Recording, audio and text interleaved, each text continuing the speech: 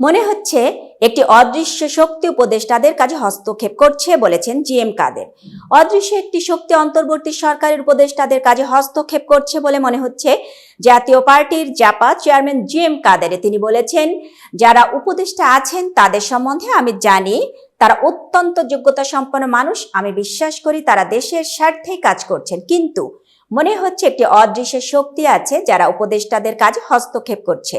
দেশের অর্ধেক মানুষের বিরুদ্ধে অর্ধেক মানুষকে মুখোমুখি দাঁড় করানো হয়েছে। আজ মঙ্গলবার দুপুরে জাপার বনানীর কার্যালয়ে জাতীয় সাংস্কৃতিক পার্টির এক আলোচনা সভা ও সাংস্কৃতিক অনুষ্ঠানে প্রধান অতিথির বক্তব্যে জিএম কাদের একথা বলেন।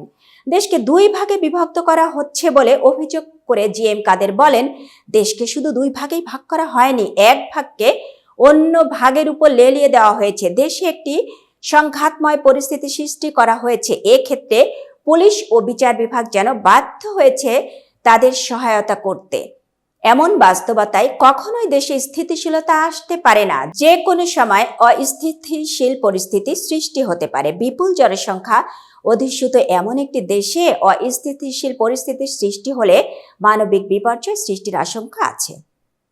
এতক্ষণ বার্তা বৈঠকের সাথে থাকার জন্য ধন্যবাদ। নতুন নতুন তথ্য সংবাদ পেতে বার্তা বৈঠকের ইউটিউব চ্যানেল ও ফেসবুক পেজের সাথেই থাকুন।